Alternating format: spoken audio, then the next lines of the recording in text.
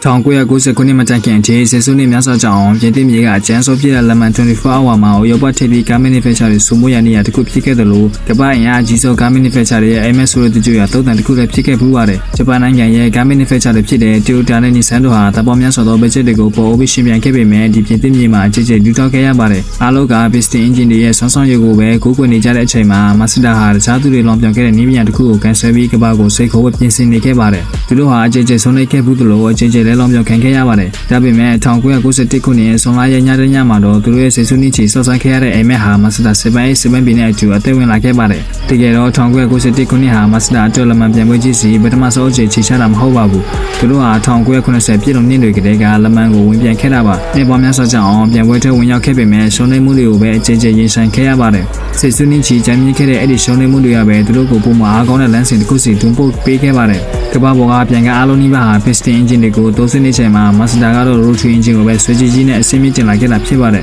သူတို့ရဲ့နေပေါ်များစွာစူးစမ်းအားထုတ်မှုအပြီး1997မှာလက်မှန်ပြန်ပွဲကို Mazda 787B နဲ့ဝင်ပြန်ခဲ့ပါတယ်ဒီကမှာ R26B 4-liter rotary engine ကိုသုံးထားပြီးတော့900 horsepower နဲ့9000 rpm အထိ rail လုပ်နိုင်ပါတယ်ဒီ rotary engine ဟာ piston engine နဲ့မတူဘဲ triangular rotor တွေ overhauling ထဲလည်းပတ်တဲ့ design ဖြစ်တာကြောင့် moving part တွေနဲ့ပြီး vibration နဲ့နည်းပါတယ်ဒါပေမဲ့သူ့မှာအားနည်းကြီးတစ်ခုရှိနေပါသေးတယ်ပြန်ဖို့ရှိတဲ့အတွက်ချက်ခံမှုနဲ့အလုံးစားစီလို့အမြင့်သုံးဆွဲမှုဟာအရင်နေ့ရရှိခဲ့တဲ့တင်ကားစားတွေကြောင့်ပဲဒီတစ်ခါမှာတော့ Mazda engineer တွေဟာအလုံးစားစီချွတ်တာမှုနဲ့ချက်ခံမှုအပိုင်းကိုအသေးချပြင်ဆင်လာခဲ့ပါတယ် Fuel efficiency ကိုတိကျစွာမြင့်တင်ခဲ့ပြီး piston အခြေဆွတ်ချနိုင်ခဲ့ပါတယ်24နိုင်ပြန်ပွဲမှာဒါဟာအနိုင်ရဖို့အရေးကြီးဆုံး factor တစ်ခုပါဒါပေမဲ့ပြန်ပွဲစတင်ချိန်မှာတော့ဥရောပရဲ့ထိပ်သီးဖြစ်တဲ့ Mercedes နဲ့ Jaguar တို့ကပဲကွင်းကိုစုမိုးထားဆက်ဖြစ်ပြီးဂျပန်နိုင်ငံကအင်အားကြီးကုမ္ပဏီတွေဖြစ်တဲ့ Toyota နဲ့ Nissan တို့ကသာအဓိကစောင့်ကြည့်နေကြတာမို့ Mazda ကိုတော့ချန်ပီယံဖြစ်လိုက်မယ်လို့ဘယ်သူမှမထင်ထားခဲ့တာပါနိုင်ရီတရကိုစောလာပါတယ်နေကင်းပဲနေပူဆယ်ကနေညဘက်မောင်မဲပြီးအေးစလာတဲ့အမောင်းထုတဲ့အထိ Mazda 787B ဟာအစိမ့်မပြတ်ပြေးလွှမ်းနေပါတယ်ပြန်ပွဲရဲ့တဘာဝအတိုင်းခဏရမရှိတဲ့ကားတွေဟာအင်ဂျင်ပိုင်းပြဿနာတွေကြောင့်ဒီစီပြန်ပွဲကနေနှုတ်ထက်သွားရချေအရင်နှစ်တွေ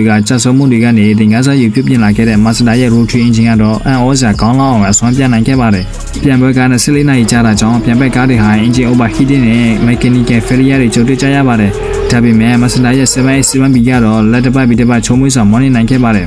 မနက်7:54မိနစ်မှာတော့အချမ်းစောပြန်ဘက်ကဖြစ်တဲ့ Saber Mercedes နံပါတ်1ဟာ Queen Program ဖြစ်ခဲ့တာကြောင့် retire ဖြစ်သွားခဲ့ပြီး Mazda 787B ဟာပထမနေရာသို့ရောက်ရှိသွားခဲ့ပါတယ်ဒီသတင်းဟာဂျပန်နိုင်ငံတစ်ခုလုံးကိုပြန့်နှံ့သွားပြီးဂျပန် TV station အားလုံးကသူတို့ရဲ့ regular program ကိုရပ်ဆိုင်းပြီးတော့ကျန်ရှိသေးတဲ့လက်မှန်ပြန်ပွဲကို live ထုတ်လွှင့်ခဲ့ပါတယ်ပြန်ပွဲပြီးဆုံးဖို့နိုင်ရလို့မှာ Mazda 787B ဟာပြန်ပွဲရဲ့ပထမဆုံးနေရာကိုမယုံနိုင်စရာကောင်းလောက်အောင်တက်နိုင်ခဲ့ပါတယ်နောက်ဆုံးတော့ driver Johnny Herbert ဟာ Mazda 787B နဲ့အတူပထမနေရာနဲ့ပေါင်းဝင်နိုင်ခဲ့ပါတယ်ဒါဟာလက်မှန်ပြန်ပွဲရဲ့တမိုင်းတစ်လျှောက်မှာပထမဆုံးအကြိမ်ဖြစ်ဂျပန်ကားတစ်စီးကအနိုင်ရရှိတာဖြစ်ပါတယ်ပထမဆုံးနဲ့နောက်ဆုံးအနိုင်ရခဲ့တဲ့ကမ္ဘာတစ်ခုထဲသော rotary engine နဲ့ကားအဖြစ်တမိုင်းရေးထိုးနိုင်ခဲ့ပါတယ်1991ခုနှစ်လက်မှန်24နိုင်ပြန်ပွဲမှာ Mazda 787B ပန်းဝင်ပြီးချန်ပီယံဖြစ်သွားတဲ့အချိန်ချင်းတဲ့ပရိသတ်တွေအားလုံးကအောင်ပွဲခံနေကြပေမဲ့ရင်မွန်ဂျူနီဟာဘတ်ကတော့အောင်ပွဲခံရမယ့်အစားသူဟာကားတွေကနေတိတိနေခဲ့ပြီးပြန်ပွဲပြီးတာနဲ့ချက်ချင်းဆေးရုပ်ကိုရေးပေါ်ပို့လိုက်ရပါတယ်အကြောင်းကတော့ဂျူနီဟာဘတ်ဟာလူစားမလဲပဲ၄နိုင်စစ်တပ်ကားကိုမောင်းနေခဲ့တာဖြစ်ပါတယ်ပြင်းထန်တဲ့ရေတပ်ခန်းချောင်းမုံပင်ပန်းတဲ့မှုတွေနဲ့အတူသူဟာသွေးအေးနဲ့အသက်လွေးပြန်ပွဲပြီးတဲ့အထိမောင်းနေခဲ့ရတာဖြစ်ပါတယ